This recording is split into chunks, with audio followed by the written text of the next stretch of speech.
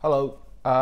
So today is the third day of Milan shows, and we're going to be speaking about Umit Benan, the Turkish-born menswear designer who has shown already today. And we have a great panel with us, and if you three could introduce yourself, that would be great. Harris. I'm Harris Elliot, stylist and creative director. Cyprian, the Coteau, stylist. And I'm Tozer, photographer and filmmaker. And I'm Daryoush Haj-Najafi. Sorry, I forgot to say that. So I just thought before we speak about the show, I thought there was a very interesting meeting on Sunday morning by the Carrera della Moda. Basically, the board of Milan Men's Week have noted that London fashion men's collections is very prominent, and that most of the Milanese designers have their roots in the huge boom in the 80s in Milanese menswear, and Italian fashion, and they're concerned to update the fashion. So I just wondered what the panel thought of that. Well, I think one of the things that came out, I read an article from Imran Ahmed in Business of Fashion, and one of the interesting points that was brought up in that article was that, in Milan there are sort of 3 or 4 shows a day maybe, and in London and New York there's sort of 10 or 15. And I think one of the key things that the point they were making then was the fact that actually, in order to get people excited about it again, they need to kind of reinvigorate the schedule to make it more, to make it feel like a fuller schedule, a fuller day. But I think the other thing is, they're sort of talking about Burberry showing in London this season, and to me, I think that's that makes a lot of sense. I don't think they should feel in any way demoted because of that. London now is on the kind of map for menswear, and it didn't make sense for Burberry to ever show here before. But I think now that London has its own dedicated schedule, I don't think there's any surprise at all that Burberry would come back here. But I don't think in any way that should affect the excitement of Milan. I think there's enough stuff there, and I think one of the main things that they were talking about for this season was the whole thing about getting restaurants to open later to actually invigorate the whole city during fashion, during menswear, and I think that's an interesting point. And the other point that Imran made in his article was that in terms of spending, Milan is much less of a luxury destination than London, New York, but I think its heritage is the key thing that they need to tap into, and I think it's really just about reinvigorating that and actually them getting excited about it again, rather than them sitting there going, "Oh, aren't we great?" And I think that's one of the key things that seemed to come across in that meeting over the weekend. How do you guys feel? I mean, one of the things that, if you look at how Kenzo's been revived by the opening ceremony guys, it seems to me that there's Fiorucci, Iceberg, and Machino that are like crying out to I think one of the things that London generally has over more so than any other city is the dearth of talent. We allow that to happen, and as we can see, they are finding that there is no new talent, first of all, to inspire and to push the debate along. London has been brilliant for doing that. So they've got now constantly, the big houses who buy up London designers, Gareth Pugh, Christopher Kane, and then they show in Paris and they reinvigorate the city. I think that's what they are unwilling to admit, the fact that they do not foster new talent the way London does. On the other hand, lots of people seem to think that London doesn't care about new talent. It's here today, gone tomorrow. But then that's the dynamic thing about the capital. We foster talent, and then what you'd find, you may start off wanting to have your own label, but after 4 or 5 years, the lure of working with a bigger house comes to you, and you work with a bigger house. So I don't think it's really the structure. And then, of course, in Milan, it is big business. So you have mills, you have factories, and they are now realizing they did not pay enough attention to the creativity necessary to foster and grow the industry. And I think each city, once we start working together, we can all learn from each other. Well, it's interesting, isn't it, as well? I think that Florence, Florence has, with Pitti, has done a really good job. And, I think the young kids have a huge respect for Florence. I think the Japanese have a lot of connections with Florence. A lot of the you know, like gourmet make their trainers, you know, in France. So I think that Milan could learn from that too. What do you think, Harris? I agree. I think part of the situation, the problem is that these big fashion houses have run things for so long, and as Cyprian said, I think it's the young talent that's not been coming through. But London, what we have is that there's a huge cultural melting pot, and it's the kind of diffusion of cultures, whether it's coming from indigenous cultures, be that through mods into punks, but it's always been influenced, whether an appreciation of American culture into or Jamaican culture, or whatever it is, other cultures that are coming in, there's this appreciation of things that happen. So London will always have this kind of edge over a lot of the other cities, because one of the only cities in the world where there is that pure fusion, where you've got so many different people rubbing against one another, and that kind of fusion, and that sparks up other ideas. So the Milan coming back to its own, I think it needs to, I guess, invest in its young people, but also start, the big houses can't kind of rest on their laurels anymore, which they have done for ages.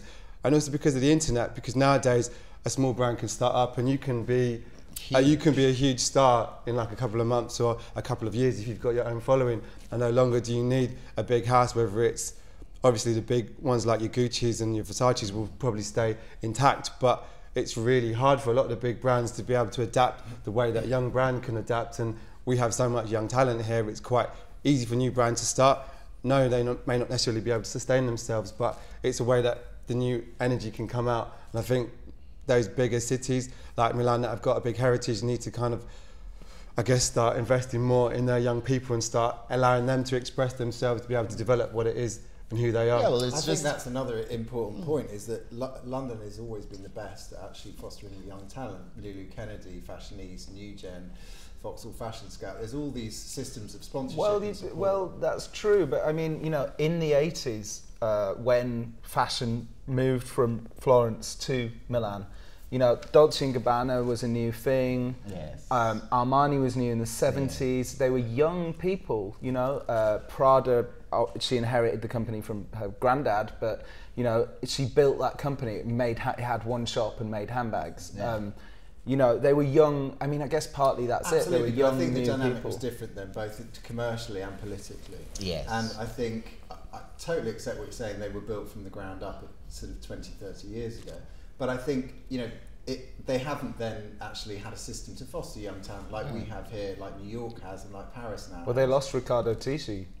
Yes, and then don't you think too, we have to sort of ask about the notion of those businesses guarding their territory, and now they're finding it detrimental, being so selfish, only considering themselves and their businesses, and now they're requiring that fresh input of new talent, and it's now that they're coming now on their hands and knees begging for that new talent, whereas they fortified themselves for the sake of their businesses, as they thought. They've grown and everything else, and now people, with the world being flat and the internet reaching so many people, right, that you can have brand starting today with a Twitter social media following that grows exponentially. What's interesting, isn't it? Because I think that brand Italy is very strong. You know, I think, you know, like we've said, Florence is very strong. Yes. And it's more about craft. But the brand that everybody's been saying has been doing very well in Italy, out of all the luxury brands, is Prada, which is probably the least Italian. We were saying that, yes. Well, we were in Paris. Yes. And the most modern, and the most involved in art. We were discussing that the other day with a friend.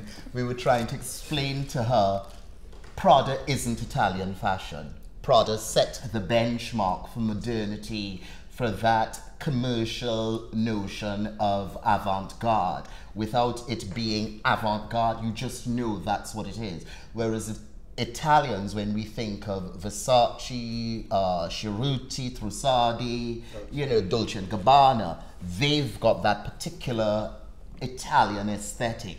And you have people like Prada, who we were jokingly saying, she's a world apart. She has her own nation. She's her own nation, right? And I think that's why she isn't squabbling about, because she sets challenges for herself, and as a creative person, she knows that's what she wants, and it's always the best. It's not just another 9-inch stiletto with a gash flash dress kind of thing going on. You know, it's something a lot more. So do we think Italy, you know, was it a flash in the pan? Was it a post-World War economic miracle to the 1980s flash in the pan, or will it carry on being relevant? It's a huge industry. It will continue being relevant, but what it will have to do is foster new talent, new ideas.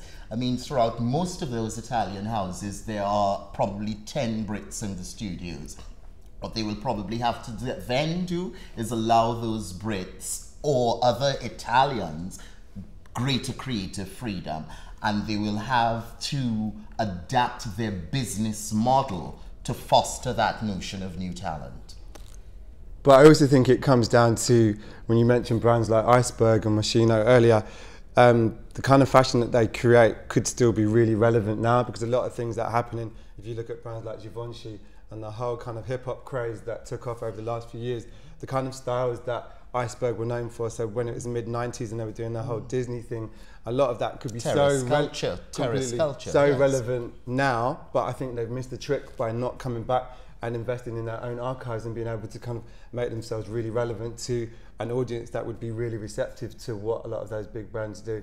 I mean, Stone Island have done it a bit. Yeah, Stone Island has done it, but then they've got Simon Foxton and that again. But again, it's British not very creativity. Italian. Yes, you know, and it's again, remember, business models as they are, and particularly Italian business models, they are harder to deconstruct or to break down, to infiltrate. And whereas London has this notion of creativity first, sometimes to our detriment, but then business is second. So the business model can adapt and change from season to season. Well, I think it's a kind of victim of its own success. Success. Such a powerhouse that it sort of got to the point where it's very hard for anyone to come into that powerhouse, and I think that's exactly the point. Whereas London's always been very much ground up and very organic and very, and I think that's exactly the point. It needs to kind of say, okay, well, where are we going from here? I don't think they're particularly worried about London being a threat to them, because in terms of their money's still safe. Exactly. But then they've got brands like Neil Barrett that come in that still manage to push things. But again, it's another Brit coming in and doing that kind of. Yeah, not exactly. I mean, it's interesting though that they had a public discussion. You know, you had, you know, Bertoli from Prada. The chairman of Tozer, I've forgotten his name. Della Valle. You know, Diego Della Valle. You know, talking and saying, you know, we need to update Milan, and I suppose that brings us to Umit Benan, because he's a outside designer. He was at Trussardi. You know, there was some disagreement. He was tweeting about it when he left. But you know, I think that's interesting. So we should probably start looking at the show. Tim Blanks is a massive Umit Benan fan. Yes. He, you know, his collections tend to have sort of quite masculine themes. He did a collection based on Milanese graffiti artists. He did a collection, a military collection. Obviously, everybody in Turkey. Which was the Son collection. That one, wasn't it? Everybody in Turkey has to do military service. By the time they're 38, and he's kind of, clock's ticking. So yeah, I think he's got to do his. No, he does. No, he's Yeah. So, but I heard it's actually. I spoke to a guy who was the creative director of Marvi, or is the creative director of Marvi's like the Turkish Uniqlo. Okay. It's a huge brand, and he sort of talked about it. It sounded quite nice. What, military service? Yeah, it made it sound sort of. I might fancy popping over for a bit of military service in Turkey. It wasn't nice in that kind of way. It was much more. Oh well, it then was I much won't. more kind of, you know, like summer camp than Midnight Express. How long is it? A year or not? I think it's a year. Yeah. So can we look through the images? Well, that's a great shade of blue. I like the mask. He always does masks, doesn't he? That's a big. Well, the last graffiti one, yes, with the balaclavas. Yeah. But this season, the mask it looks like a clown. Well, not it's slightly always, more you're kind of correct. pseudo- It's, Yeah. yes, well, it's Janus, happy face, smiley face, and it's the whole situation that's going on in the Turkish government at the moment anyway. Well, I'm looking at this, and you know, when I first sort of started thinking about Umit, he reminds me of, do you know, public school from Yes, New York? from New York, yeah. You know, it's very much that kind of. I don't know whether he's heterosexual, but it seems quite like a heterosexual designer. Well, it's quite suit based, and it's got that kind of not quite high fashion thing about it. What do you think? I think it's the level of camp he infuses in his menswear that has aroused the debate about whether he's gay or not. We were sort of thinking, is it relevant or not? But and then when Tom Brown introduces camp, this hyper masculine thing, there's something about it that's a lot more erotic. It's something that Prada has also done with her menswear. It's also hyper masculinity, but a notion of the feminine aspects of it. And I think this is what Umit Benan has done as well with his menswear, because it's the traditional Muslim shapes that we see people like Rick Owens, Yohji Yamamoto constantly using the layers, and for him to reclaim it as his own with the fez as well, we have to realize he's smarter than is probably assumed, and it's not using it. I mean, particularly this collection. In previous collections, the 70s racing car collection, it wasn't like a right step, but this do we think the fez is a nod to Taksim Square? Because you know, he was in another magazine, he was talking about the protests, and obviously I mean, it's funny though, because the fez was banned by Ataturk. So you know, so actually the fez is but it's been always a mainstay of Western civilization when it comes to fashion. Saint Laurent always used a fez. I think Lagerfeld used a fez. Most of the Western designers or French designers have always used the fez as a bit of exotica. Now remember, again, with the internet making the world flat and everybody, nothing is no longer exotic because it's all got relevance now. The fez does seem to have greater political resonance. And what do we think? I mean, I'm looking at this and I suppose it's not a very, I mean, his clothes don't, you know, they don't have a very close relationship to the trends of the moment. I think that's what I was thinking with the public school. You know, it seems like it's from that section of menswear that is for, you know, the more traditional guy. Maybe he's quite a high fashion guy, but he's still quite a traditional guy. And although the last collection was a slight departure from that. It was kind of much more casual, much more. Well, it was very guerrilla, you know, with the graffiti artists, the balaclavas, but then that was styling. I mean, one of the things we kind of have to remember, he was approached by Trussardi simply because of his interest in fashion and men's fabrications. And as we can see here in these plaids, they are traditional staid menswear. He's updated that blue, given it's that petrol blue, made a shoot, and it's so genius the way the burgundy goes so well. So I think those are the things that have endeared him to the fashion press and stuff like that. And because the clothes they're imbued with so much emotion. That's one thing I was going to say. It seems to me that he's very much designed from a very emotional standpoint, and there's a sense that, you know, from one collection, this isn't the first time he's heavily referenced Turkey. I think it was about 3 or 4 seasons ago that this sort of very, very Turkish man collection. Do you remember it? It was about the very first one with the old Turkish men sitting in the garden. Sitting in the garden. Yes. And for me, it seems like, and it appears that there's sort of not as much continuity from one collection to another as you might find in some designers. But what it feels to me like is that he's designing from an enormously emotional standpoint, and that this is what he's feeling right now.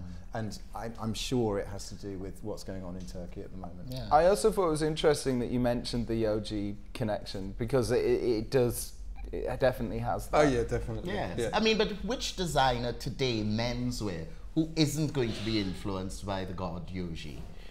I suppose it feels like it's not you know, so many collections feel like they're designed for very young boys. You know, Yes. in this, Well, this Yes. feels like it's designed for an older man. It's kind of got, for me, essences of how Daryoush used to do their collections back in the day as well. It's that guy who's, whether he's gay or he's straight, but it's kind of, it's got a little bit of extra flair, but it's not really too fashionable, but I it's mean, very comfortable. The interesting thing, as we were talking about, is he torts as well. Look at what he just did for London Men's. He broke up the whole, well, he used his London tailoring to create more flowing, fluid shapes and the layering that we see so prevalent in avant-garde menswear at the moment, you know, again with the jalaba length, with the layers and layers. And it was quite interesting, and he used those jewel tones that were very much like Romeo Gili, Hyder Ackerman, you know, so that it's something that's bubbling over. Gili was away for some time, he's back, and I think Gili has seen how much his work influenced Hyder Ackerman and how successful Hyder Ackerman is because of using or playing on similar tropes. Do you find that, you know, because I guess part of my concern with these clothes is that, you know, they look like great clothes to wear, but they feel like, I think it's, I don't know whether there's much of a brand there, you know. That's the thing we have to realize sometimes with successful labels. They sell. And they can sell because, remember, this is just a representation, a microcosm, the strongest independent look. Remember, when you go into the showroom, there'd be other bits for sales for different cities whereby the collection can be then broken up. Right? Because it's, again, when we have those fashion victims like myself who will just buy an entire look, but if you've got personality, the look changes, it becomes your own. So I think with him, what he does, he creates pieces that are covetable, desirable, but new, so that you can incorporate them into your wardrobe. So that with this red coat, if you just bought the coat, nothing else, you know you've got black trousers, white shirt, that's fine. But I also think that it sort of depends on what your definition of a brand, what we see as a brand. You know, obviously the easy way for us to understand a brand is for there to be a very consistent aesthetic style. But I think what's interesting about him is that there's an emotional connection in it that it's not going to produce a consistent aesthetic style. But for me, that's an enormously strong brand. But there's a story that's being told. I can tap into that as a brand, not because it's consistent aesthetically, but because there's a consistent sense that emotion is driving this. Harris? Yeah, no, I think if it's driven by those kind of personal and emotive desires, in some ways it becomes way more desirable, aspirational than something which is just trend-led, whether it... Or consistent aesthetically. Yes, because you can...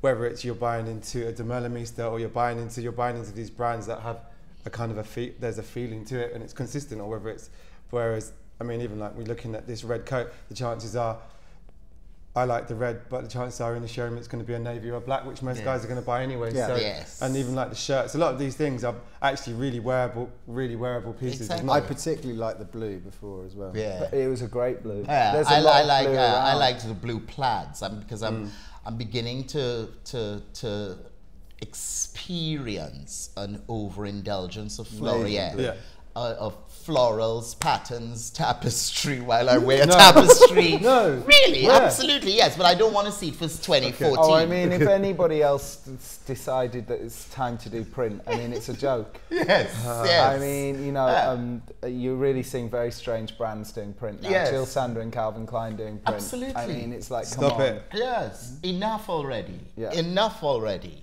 I know everybody wants that for that kind of Yes. easily recognisable cheap T-shirt. Yes. You know, but I think also, you know, with a lot of those backstories, they give an air of worthiness, an air of credibility, and I wonder, you know, because I suppose for my sins, I'm quite a cerebral fashion fan. And sometimes I think that, you know, maybe that makes me a bit of an idiot because, you know, the fashion is something that you should just really feel with your heart and with your sort of groin. And, you know, and I wonder whether there's a few people like Umit around who, you know, it's almost like those models when, you know, they sort of talk about world peace, or they used to be in the back of V magazine, and or the ones in ID, the straight ups, and they'd always sort of try and say something very deep, and you might even know the model and think that actually they are quite a deep, intelligent person. But when it's just an anonymous model, sort of, you know, it sounds a bit silly, and I wondered, does his, you know, because he has very deep concepts. I mean, are they relevant to the clothes, or is it just a marketing ploy for vaguely left-wing fashion victims? For me, I think it's... Sorry. No, I think it's whether they are or they're not. For me, I think as an art form, fashion should be used for those who have the kind of cerebral sense to use it politically. And for me, too few designers who have the ability to say something political, whether it's emotive or relating back to their own kind of industry. I think they miss the point. It's an art form, and so often it turns into an art form, but it becomes more circus than art form. And I don't think it should be for everybody, but I think if that's the way you're wired inside and that's what's inspiring, I think definitely use your art form, your fashion, to be able to make those statements. And who I agree, and I also think that the backstory is slightly irrelevant to appreciating the clothes. I mean, but he makes a huge point. I know, of his but what I backstory, mean is, if you don't know the backstory, I don't think that affects the appreciation of the clothes. Okay. So I agree to some extent with what you're saying, but for me, clothes are about feeling. You know, there are people that say, "Oh, fashion's not about emotion," but fashion's totally about emotion. Fashion's about clothes. Yeah. We put things on because we feel like wearing them. Yes. For me, fashion is all about emotion, And it affects your mood as well. Absolutely. I find this very. But there was much more of a mood of this 10 years ago. That kind of idea. You know, I mean, COS has kind of ruined a lot of those Japanese brands, but like, you know, that kind of idea, the kind of sort of Issey Miyake woman, you know, who you knew the dress was a way of her being radical. An armor. Well, it was a way for her to express. But then I think that's communism. what we're beginning to find that's happening in menswear. Men are finally opening up to the notion of not it just being a black trouser and a white shirt. Here we're seeing all the gold colored tones. We're seeing the influence of other cultural expressions becoming the lingua franca, right? I mean, and of course, it's interesting that he's showing a collection like this in Milan, where it is about cheruti, the tie, and everything else, you know, and not about the wild, expressive aspects of menswear. But we don't find the sort of worthiness a little bit hackneyed. You can sense it when it's hackneyed, when it's you, because we can always smell a rat when there's an imposter in the room. You always can. They come asunder quite quickly. I think it's often a mistake to give too much backstory. But I don't think that the fact that backstory, it's often a mistake to shout about it. But I think having that backstory creates interesting things. Yes. I mean, because one of the things I was wondering about, you know, I mean, obviously I'll get back to Umit, but with the Prada show, I felt like people were reviewing the press release as opposed to the clothes. And, you know, Miuccia Prada actually told me when I interviewed her many years ago that, well, she didn't tell me, but somebody else told me that she had a nickname for journalists. I'm not going to reveal it. But, how can you go so far and not reveal? But like, you know, they express their gullibility. Yes. And I think often she is extremely instinctive, and actually a lot of the time the reason why she's such a fashion genius is because she's very simple. Yeah. She just goes, what's completely out of fashion? But she and goes does it. with her feelings. With her gut. But, you know, this collection was an extremely commercial collection. Of course. And she sort of gave it this intellectual dressing up, and Spin. everybody swallowed it. Yes. And you know, and I just wonder, you know, whether there's too much, whether there's too much of that. I mean, at the end of the day, when you're designing a collection, you do have a starting point for yourself. It is your guide, your reference, your context. And as Miuccia says, if you look around, and because we're not creating within a vacuum, you're creating out of things that are happening around you that affect you, you know, because they do affect you, they do affect your friends, your life. So you do react to those those things, you know, and it's like you there sitting down and all of this information you're being bombarded with, and then when it comes to you to disgorge of what you've assimilated and you come to create, and then as a buzzword you need to come up with backstories or context. So sometimes they may be relevant, sometimes they may quite throw away. Oh, I woke up today and I really wanted, why don't I have a floral trouser that just simply drags and made out of a silk, and I wear that with a pinstripe suit? That's a personal response sometimes for that. And then if we need to give it context, then we can say, okay, well, who wore floral trousers, who wore pinstripe suits, why are we mixing them together? And then the backstory becomes an issue. When this backstory becomes more of an issue than the clothes, it's when we find the clothes utterly simple but yet still covetable. But I think it's also the case that there's always going to be blah blah about a collection or about a piece of work or anything. And sometimes the blah blah rings true and sometimes it doesn't. I think, you know, I don't think you can blanket separate it. You can blanket say it's, you know, it's never valid. I think sometimes it's heartfelt and it's valid and it's relevant, and sometimes it's made up for the press. Sometimes it is written in the morning when they're putting the... Exactly. It is, I know Exactly. designers that do it, that, oh no, we've got to have something on the seats, what are we going to do? But And there the are press people person that wrote wrote it 5 years before that. I show. guess, no, there are, I yeah. guess one of the, you know, I guess I find that some people spend a lot of money on clothes and they feel like they're wearing, you know, I'm not saying Umit's clothes are great, and I'm not accusing him of being Emperor's New Clothes, but there is to an extent a certain type of fashion buyer who thinks that they look like one thing, but actually they don't. They haven't. That's put the press how release there's a on. fashion industry. Is that people read magazines and buy what they think's cool because they've been told it's cool in a magazine. That's why we're all sitting here. Yeah. And that goes the same for the buyers, the ones who should be influencing, but a lot of them are lazy, don't have much courage, confidence, or aren't really that intuitive, so they just They care about their jobs and their mortgage. Well, you know, fair it's enough, like, as do we all, but... You know, like look, Comme des Garçons is often genius, but Comme des Garçons also puts out a lot of clothes that, you know, just look like a brown brogue or just look like a peacoat. And the wearer in the wearer's head, or Vivienne Westwood is another example of this, a sort of school jumper, you know, and in the wearer's head they think they're, you know, John Lydon. Yeah. And they think that they're causing, you know, a Anarchy. sexual Anarchy, situationist revolution. Yes, absolutely. Do you think they do? Yes. And you I know, think they do, yes, because that they buy into that heritage of the brand. And of course, and I mean, because remember there was a point in time, menswear fashions that we saw on the catwalk were generally consumed by men working in advertising.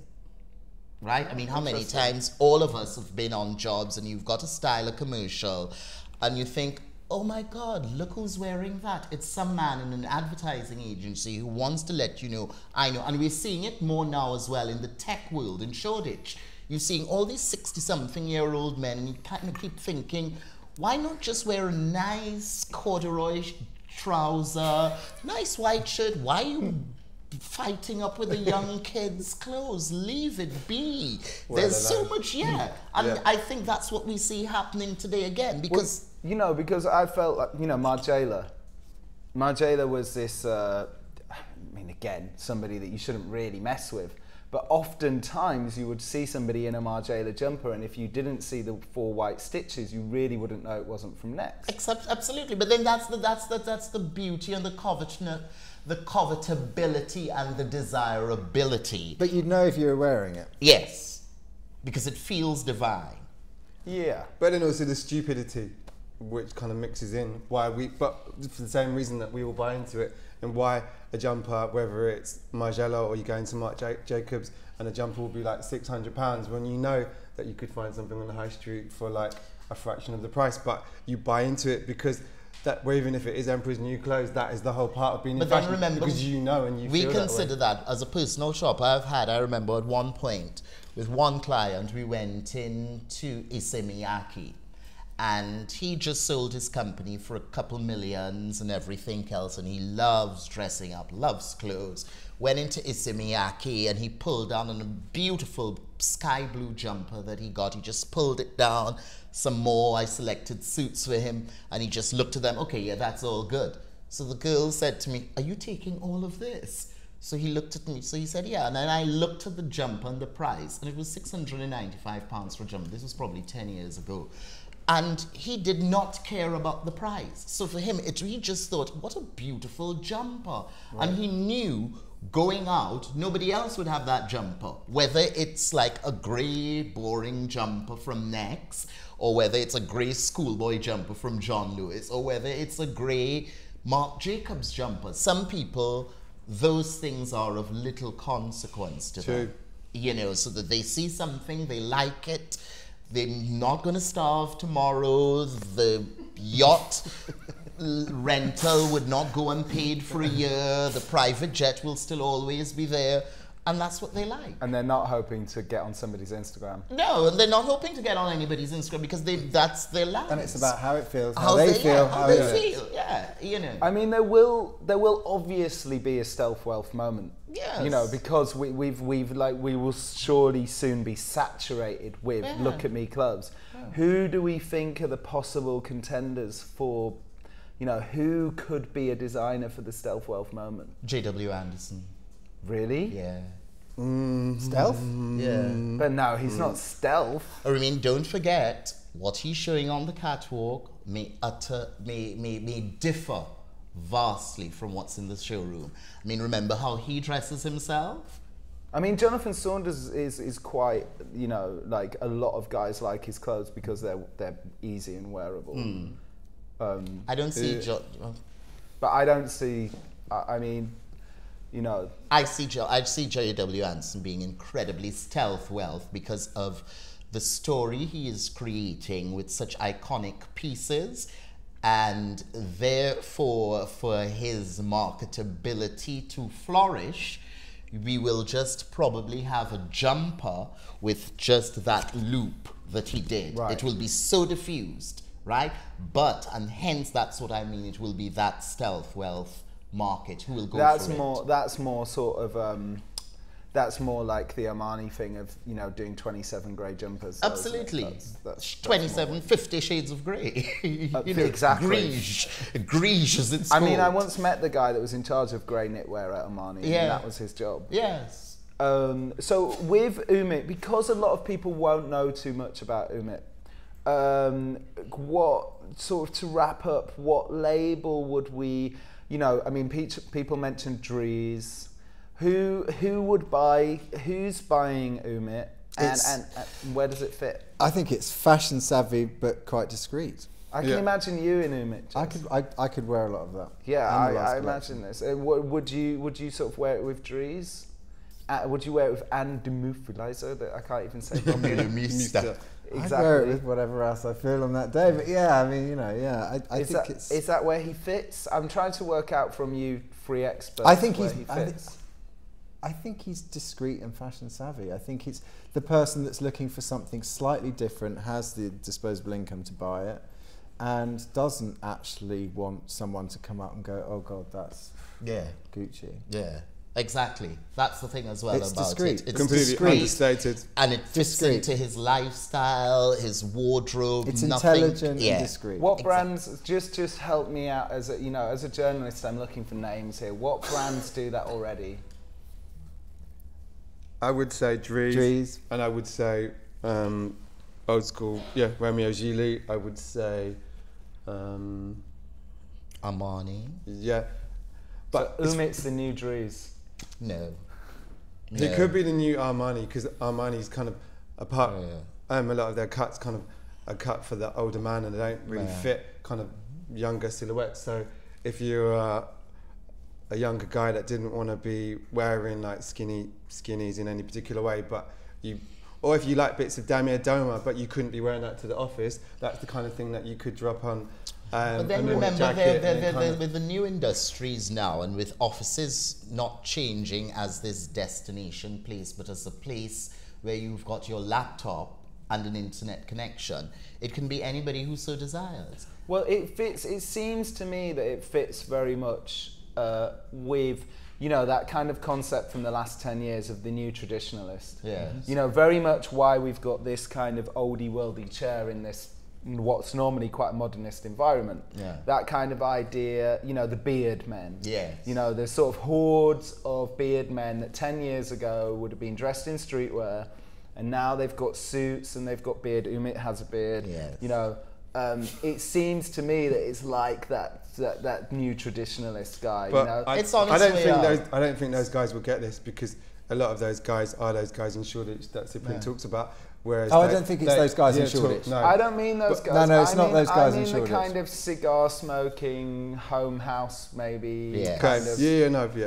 I think it's people who are actually progressive in what they want to find out about. These people have to find out about this and really discover this. It's not people who are just going to walk in and go, oh yeah, that's cute, I've heard of Gucci. These are people who are discovering and want to discover. And discerning. Want to discover and discern and actually push the boundaries of what they're being thrown at them in Selfridges. You know, they want to discover something new, something that's testing something, but in a discreet way, and they're not going to walk down the street going, oh my God, look, he's got the latest blah, blah, blah on. So, great. Great. Any last statements, Harris? It's just guys who know themselves, guys who are kind of confident in themselves. You're not bothered by the brand name, and so therefore you can wear perhaps a loose-fitting jacket which isn't tailored in any particular way, and though whatever the magazines or the blogs are telling you, you can pick up one of these pieces, you can tell that they're immaculately made, and you wear it because you're confident in yourself. But you're not necessarily someone who wants to make a statement, so your statement is that you just look badass in the way that you do anyway. Although the sort of, you know, Turkish silhouette, the old school Islamic silhouette. But I think that's what he's tapping into, whereas other people have fetishized it. It's something that comes from his core. It's who he is. It's something that he's worn. His grandparents wore it. But I think that gives it a greater resonance and more veracity. Also, I suppose that for a lot of guys, they're, you know, because it's a slightly older archetype, it's a very secure form of masculinity, isn't it? It's a very, like, you know, there's none of that kind of, so many of us in the, you know, so much of men's fashion is about that weird struggle between boyhood and manhood that we're probably all stuck in this panel. That conversation, that conversation between that conversation between that was amazing. Yeah, God. You know, and this comes from a very secure. This is man, but it's also a very confident silhouette, and it's a silhouette. You know, I feel that this season in London and in Milan, you know, there's so much of that silhouette that we've seen, so much that sort of shorts and slightly baggy smock top down here. It's like, not another one. Oh, I want to do something else. Yeah. Okay, so to sum up, refreshing and like it very much. Cyprian? New traditionalist. I think it's for architects and designers, but not those that are based in London, those that have got an international outlook. Fantastic. Thank you very much, guys. Thank you. Thank you. Thank you.